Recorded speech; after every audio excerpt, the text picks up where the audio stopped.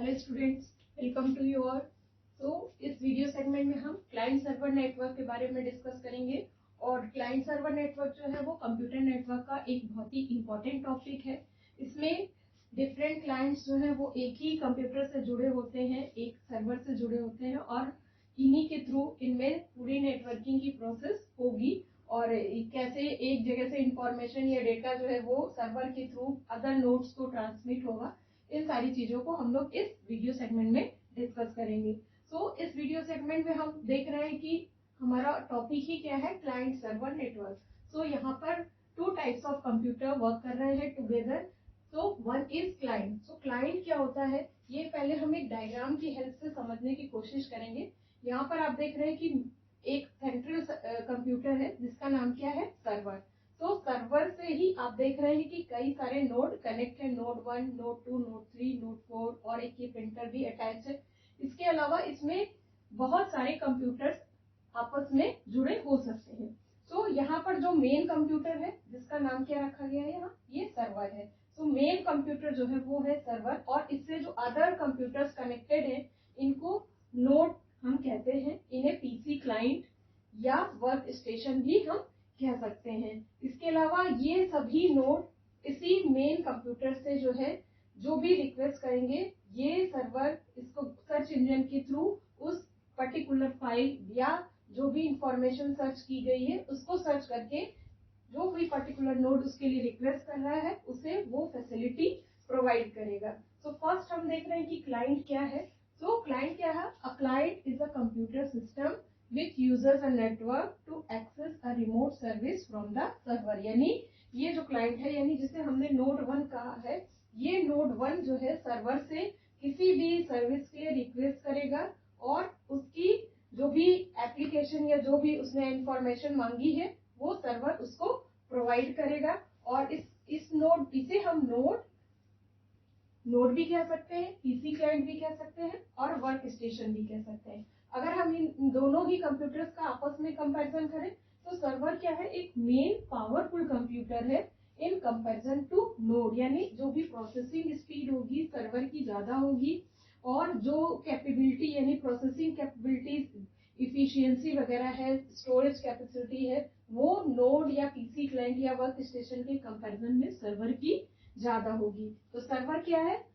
A server is a powerful computer with high speed and great processing capabilities। यानी जो भी इसकी processing capability है इन कंपैरिजन टू वो क्लाइंट्स ज्यादा होगी। और इसकी ये क्या करेगा, इसके थ्रू ही जितने भी ये कंप्यूटर्स हैं ये आपस में कनेक्ट रहेंगे। It can link other computers और electronic devices. Electronic devices means other जो भी पेरिफेरल डिवाइसेस हैं, चाहे वो प्रिंटर है या स्कैनर है या अदर कोई भी ऐसी डिवाइस है जो इसके साथ जुड़ी हुई है, उस सभी को ये जितने भी इसमें नोड जुड़े हुए हैं या जो भी वर्क स्टेशन है उन सबको उस रिसोर्स को और जो सॉफ्टवेयर के फॉर्म में यहाँ पर इंफॉर्मेशन या एप्लीकेशन प्रोग्राम्स स्टोर है उन सभी को ये फैसिलिटी और सर्विसेज प्रोवाइड करेगा। यानी एक तरह से हम ये कह सकते हैं कि जो क्लाइंट सर्वर नेटवर्क है इसमें जो भी प्रोसेसिंग का पूरा लोड है वो सर्वर के ही पास है। और यहाँ पर हम ये देख सकते हैं कि हमारा जो लार्ज अमाउंट ऑफ इंफॉर्मेशन है वो सर्वर के थ्रू ही सभी को डिस्ट्रीब्यूट होगा, सभी को वो फैसिलिटी मिलेगी, सभी को वो सर्विसेज प्रोवाइड होगी। इस तरह का हम एग्जांपल अगर देखना चाहें तो डाटाबेसेस जो होते हैं हमारे, चाहे वो बैंक के डेटाबेस हैं या फिर रेलवे रिजर्वेशन सिस्टम है, ये सारा डेटाबेस अगर एक मेन सर्वर में स्टोर है तो अदर स्टेशन जो रिजर्वेशन कर रहे हैं या जो अदर बैंक से जो सर्विसेज प्रोवाइड कर रही हैं वो सब किसके थ्रू हो रहा है, वो सब सर्वर के थ्रू हो रहा है। और अदर जो नोड्स है जिनको हम बैंक के ब्रांचेस कह सकते हैं या उन्हें हम वर्क स्टेशन भी कह सकते हैं अगर कंप्यूटर की लैंग्वेज में, तो वो सभी इसी सर्वर के थ्रू ही काम कर रहे हैं और उन सभी की फैसिलिटीज इस सर्वर के द्वारा कंप्लीट हो रही है। क्लाइंट सर्वर नेटवर्क में हमने ये देखा कि जो मेन कंप्यूटर है that is server, more powerful computer है, और क्लाइंट्स जो है वो कॉमन कंप्यूटर्स है जो सर्वर से रिक्वेस्ट करेंगे सर्विसेज के लिए या एप्लीकेशन प्रोग्राम्स के लिए, वो सर्विसेज उनको प्रोवाइड करेगा। अब क्लाइंट सर्वर नेटवर्क अगर है हमारे सिस्टम में या जिन सिस्टम्स को हम यूज कर रहे हैं उनकी क्या एडवांटेज और डिसएडवांटेज है, वन बाय वन हम इसको डिस्कस कर लेते हैं। तो फर्स्ट पॉइंट है strong central security. It means कि अगर हमारा सर्वर है तो जो भी हमारा डेटाबेस है वो सभी कुछ सेंट्रल सर्वर में ही जो स्टोर है, और इस कारण से अगर एक सिंगल पासवर्ड से उसको लॉक कर दिया गया है, एडमिनिस्ट्रेटर ने उसको लॉक किया हुआ है, तो वो डेटाबेस हमारा उसमें फुल्ली सिक्योर है। यानी इसकी सिक्योरिटी के लिए हमें हर सिस्टम पे जो है सर्वर को उसको सिक्योर नहीं करना पड़ेगा। Second is ability of server to pool available hardware and software lowering overall cost. यानी जो भी सिस्टम में, यानी जो हमारा नेटवर्क है उसमें सर्वर के साथ साथ जो डिवाइसेस अटैच है, चाहे वो जो भी हार्डवेयर डिवाइसेस, हार्डवेयर रिसोर्सेज है, जैसे प्रिंटर है, स्कैनर है, या फिर उसके साथ और भी जो input output devices, peripheral devices हैं, इसके साथ साथ जो डिफरेंट सॉफ्टवेयर्स हैं जो सर्वर में इंस्टॉल है या किसी अदर नोड पे इंस्टॉल है, जिनको कि सभी इस सिस्टम में यूज करना चाहते हैं, ये एक जगह स्टोर होने के कारण जो है इनकी ओवरऑल कॉस्ट जो है वो काफी कम हो जाती है, क्योंकि हमें सिंगल एप्लीकेशन प्रोग्राम या सिंगल हार्डवेयर डिवाइसेस जो है वो यूज करनी है इस तरह के नेटवर्क में, क्योंकि इस तरह की सारी फैसिलिटी जो है वो सर्वर के थ्रू ही दी जाती है। Third is easy manageability of large number of computers. यानी जितने भी इसमें कंप्यूटर्स हैं उन सबको एक साथ मैनेज करना बहुत आसान हो जाता है, क्योंकि सबकी गवर्निंग बॉडी यहाँ पर हमारी सर्वर ही है, और अगर इन केस एक आध हमारा कोई नोड काम करना बंद कर देता है तो भी सर्वर के थ्रू हम अदर नोड्स पे वो फंक्शन परफॉर्म कर सकते हैं, उस काम को कर सकते हैं, वो टास्क हमारा नहीं स्टॉप होगा। Fourth is easily maintainability security, since a single password allows access to all shared resources on the network। यानी अगर हमें किसी एक रिसोर्स को यूज करना है तो सर्वर के थ्रू हम उसको इजीली यूज कर सकते हैं, और एक सिंगल पासवर्ड ही हमें वो फैसिलिटी प्रोवाइड करेगा। यानी जब हम नेटवर्क ऑपरेटिंग सिस्टम के थ्रू काम कर रहे होते हैं तो जो हमारा सर्वर है उसमें जो नेटवर्क ऑपरेटिंग सिस्टम है उस पर हमें लॉगिन करना है, और एक करेक्ट पासवर्ड अगर हमने डाल दिया तो लॉगिन के साथ अगर पासवर्ड मैच कर जाता है तो आपको उस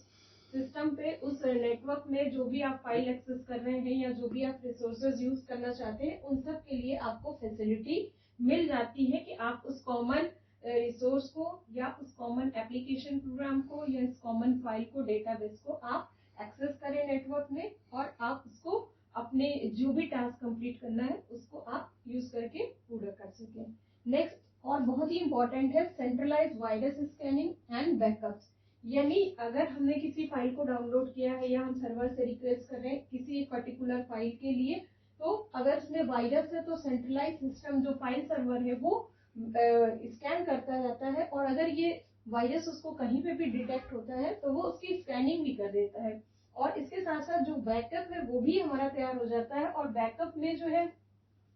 अगर हमारा एक सेंट्रल सिस्टम पे बैकअप तैयार है तो हम जब भी डेटा अगर लॉस होता है तो हम सेंट्रल सिस्टम से उस बैकअप को गेन कर सकते हैं। मगर इसके साथ साथ हमारे इसके कुछ डिसएडवांटेज है। अगर सब कुछ सेंट्रल सिस्टम पे ही बैकअप हमारा है, सेंट्रल सिस्टम के थ्रू ही हमारी पूरी सिस्टम की ओवरऑल परफॉर्मेंस काम कर रही है, तो इसके लिए हमारा जो ऑपरेटिंग सिस्टम है वो भी काफी एक्सपेंसिव हो जाता है। इसके डिसएडवांटेज को अगर हम देखते हैं तो यहाँ हम देख रहे हैं कि एक्सपेंसिव नेटवर्क ऑपरेटिंग सिस्टम, क्योंकि आप समझ सकते हैं कि जब नेटवर्क में हम काम कर रहे हैं और अगर एक सेंट्रल सिस्टम ही है तो हमें उससे ही पावरफुल बनाना है, तो उसके लिए जो ऑपरेटिंग सिस्टम है वो भी काफी एक्सपेंसिव होते हैं, और जो सॉफ्टवेयर यूज होते हैं वो भी काफी एक्सपेंसिव, क्योंकि हमें मल्टीपल सिस्टम पे चलाना है तो उस तरीके के हमें सॉफ्टवेयर भी यूज करने होते हैं, और इसके साथ साथ जो भी क्लाइंट्स हैं उनको लाइसेंस वगैरह की फैसिलिटी दी जाती है, तो ये भी काफी एक्सपेंसिव पड़ जाता है। और इसके साथ साथ इसका एक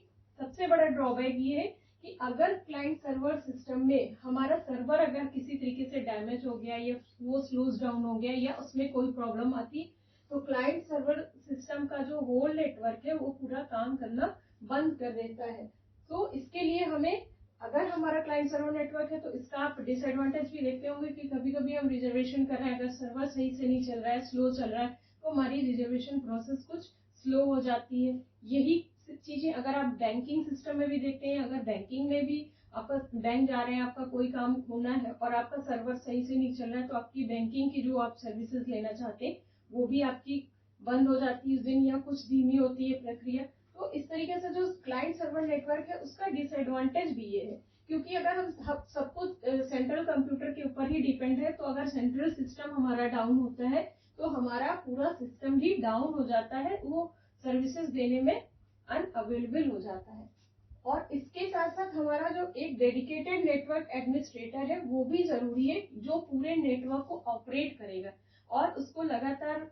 माइंड करता रहेगा, देखता रहेगा कि हमारा सिस्टम जो है वो सही तरीके से काम कर रहा है या नहीं कर रहा है। इसके एग्जांपल्स अगर हम देखें तो रेलवे रिजर्वेशन सिस्टम है, बैंकिंग सिस्टम है, इसके अलावा जो भी डेटाबेसेस है जिनको हम सेंट्रलाइज सिस्टम पे रखते हैं, वो सारे ही सिस्टम जो है वो क्लाइंट सर्वर नेटवर्क के अंडर में आते हैं। तो बेसिक इसके पॉइंट्स क्या है, client server network 2 types of computer system है, जिसमें क्लाइंट्स क्या है, कई सारे क्लाइंट्स हैं, इनको हम पीसी क्लाइंट, नोड या वर्क स्टेशन कह सकते हैं। और ये कुछ वीक कंप्यूटर्स आप ये कह सकते हैं कि इनकी प्रोसेसिंग स्पीड और स्टोरेज कैपेसिटी या इफिशियंसी सर्वर के कंपैरेटिवली कुछ कम हो सकती है, जबकि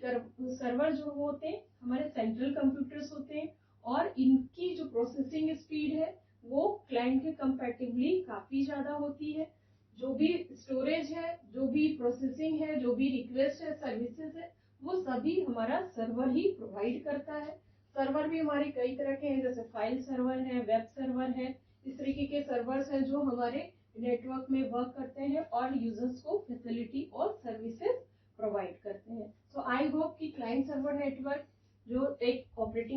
नेटवर्क ऑपरेटिंग सिस्टम में काम करता है, इसकी क्या पॉजिटिव और क्या निगेटिव फीचर्स हैं और ये किस तरीके से काम करता है, आपको इस वीडियो सेगमेंट के थ्रू अच्छे से समझ में आ गया।